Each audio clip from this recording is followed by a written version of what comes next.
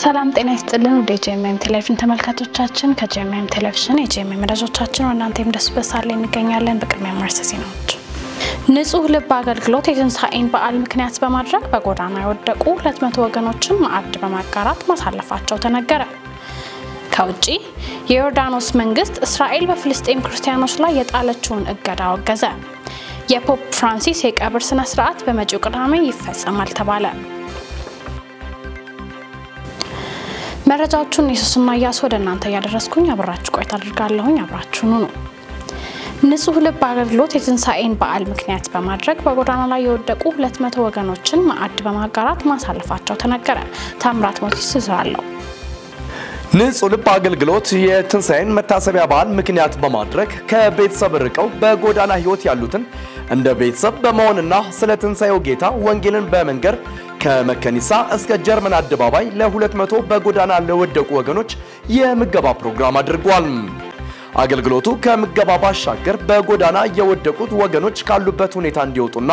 ጥረትም እንዲያደርጉ የምክር አገልግሎት የሚሰጥ ሲሆን ላለፉት 2 ዓመታትም ይህን በጎ ተግባር በመፈጸም ላይ እንደሚገኝ የንጹህ ልብ አገልግሎት ራይ ተቀባይና መሪ የሆነው ፓስተር ሳሙኤል ብርሃኑ ጠቅሷል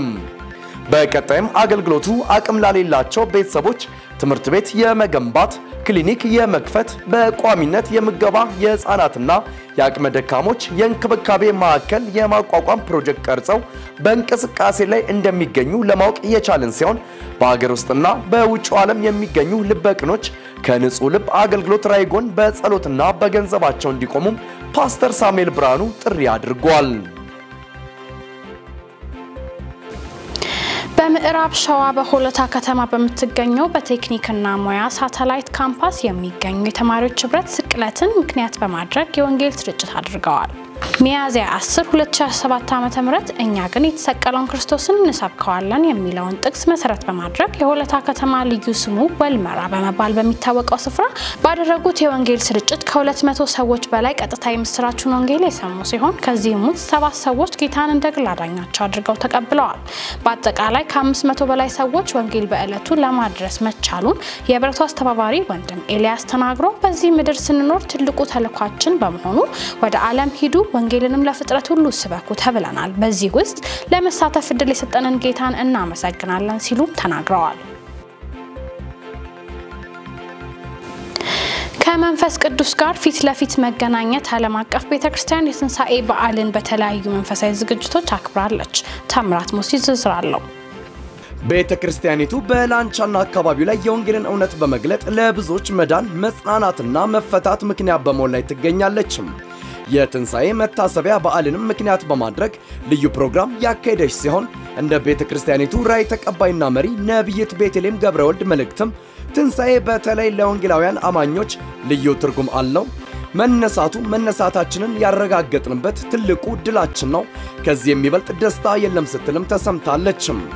በለቱም በዝማሬ አምልኮ የትንሳኤው ጌታ የተመለከ ሲሆን የእግዚአብሔር ቃል መልእክትና ድራማዊ ትዕይንትም ቀርቧል ከእግዚአብሔር መንፈስ ጋር ፊት ለፊት መገናኘት ዓለም አቀፍ ቤተክርስቲያን ወንጌልን ለፍጥረት ከማድረስ ባሻገር በሁለንተናዊ አገልግሎት አቅመ ደካማ አረጋውያንን የማገዝ ህፃናትን በትምህርት መርጃ መሳሪያና በአልባሳት የመድረስ ተልዕኮ ያላትን ቤተክርስቲያን ነችም በመጨረሻም የትንሳኤ መታሰቢያ ፕሮግራሙ በጋራ አምልኮና በጧፍ ማብራት ፍጻሜውን ያገኘ ሲሆን አማኞች በዓላትን ስናከብር ከጎናችን የወደቁና አቅመ ደካሞችን ካለን ላይ በማካፈል ይሁን የትንሳኤው ጌታ ሊመጣ በደጅ ስለሆነም በብዙ መዘጋጀት ውስጥ ሆነን እንጠብቅ ስትል ነብይት ቤተልሔም ገብረወልድ መልእክቷን አስተላልፋለች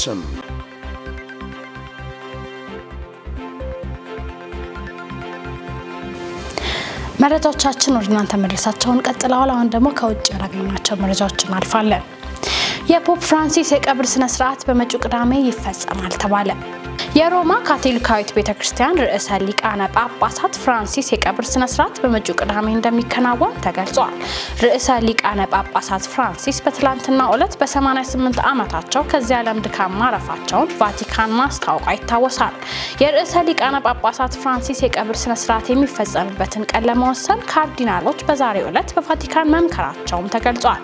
በካርዲናሎች ውሳኔ መሰረት ቫቲካን የፖፕ ፍራንሲስ የቀብር ስነ ስርዓት በመጪው ቅዳሜ እንደሚፈጸም እንደሚፈጸም ማስተዋወቋን ቢቢሲ ዘግቧል።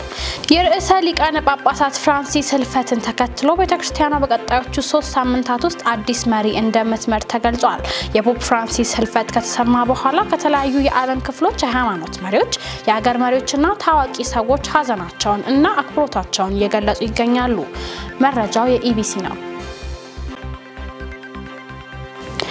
የዮርዳኖስ መንግስት እስራኤል በፍልስጤም ክርስቲያኖች ላይ የጣለችውን እገዳ አውግዟል። የዮርዳኖስ የውጭ ጉዳይ ሚኒስትር የእስራኤል ፖሊሶች በክርስቲያኖች ላይ ያደረሱትን ጥቃትና በኢየሩሳሌም በሚገኘው የመቃብር ስፍራና ቤተክርስቲያን በተቀደሰው ቅዳሜ እንዳይገቡ መከልከላቸውን አውግዟል። የሚኒስትሩ ይፋዊ ቃል አቀባይ አምባሳደር ዶክተር ሱፊያን ኩዳ በክርስቲያኖች ላይ የተወሰደውን ህገወጥ የእስራኤላውያን የእገዳ እርምጃዎችን በመቃወም ወደ ቅድስት ቤተክርስቲያን በነጻነት ሃይማኖታዊ ስርዓታቸውን እንዳይፈጽሙ መከልከሏን በመንግስታቸው ዘንድ ፍጹም ተቀባይነት የሌለው ድርጊት ነው ሲሉ የሚኒስቴሩ መግለጫ ገልጿል። እነዚህ እርምጃዎች በኢየሩሳሌም ከተማ ውስጥ ጊዜያዊና የቦታ ክፍፍልን ጨምሮ አዳዲስ ኡነታዎችን ለመጫን በማሰብ በተባረከው አልአክሳ መስጊድ ወይም አልሐምራ አልሸሪፍ ላይ የሚፈጸመውን ተደጋጋሚ ወረራዎች ጋር ይመሳሰላሉ ሲሉ አምባሳደር ዶክተር ሱፊያን ኩዳ ተናግረዋል። በሌላ በኩል የምግብና የሕክምና ቁሳቁሶችን ጨምሮ ምንም አይነት እርዳታ በእስራኤል ጦር እገዳ የተነሳ ከ50 ቀናት በላይ እየገባ አይደለም። ጋዛ አሁን ምግብ ትፈልጋለች ሲል የዓለም የምግብ ፕሮግራም WFP በኤክስ ላይ በለጠፈው ጽሑፍ አጋርቷል። የውሃ እጥረቱ እየተባባሰ መምጣቱን የሰብአዊ ጉዳዮች ማስተባበሪያ ጽሕፈት ቤት ኦቻ በበኩሉ ገልጿል። በእንግሊዝ በቤተክርስቲያን አገልግሎት ውስጥ የማህበራዊ ሚዲያ ፍላጎት መጨመሩ ተነግሯል። ዳንኤል አንተነዝ ስራለው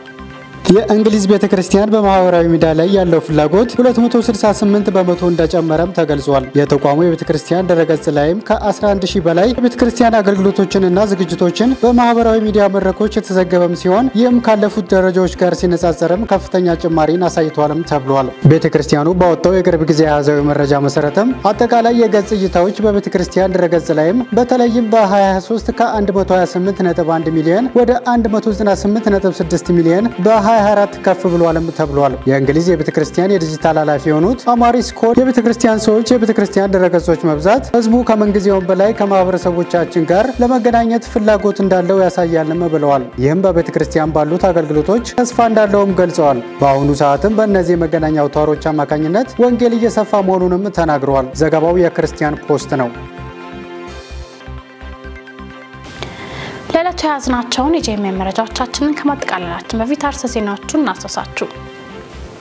ንጹህ ልብ አገልግሎት የትንሣኤን በዓል ምክንያት በማድረግ በጎዳና የወደቁ 200 ወገኖችን ማዕድ በማጋራት ማሳለፋቸው ተነገረ። ከውጪ የዮርዳኖስ መንግስት እስራኤል በፍልስጤም ክርስቲያኖች ላይ የጣለችውን እገዳ አወገዘ። የፖፕ ፍራንሲስ የቀብር ስነ ስርዓት በመጪው ቅዳሜ ይፈጸማል ተባለ።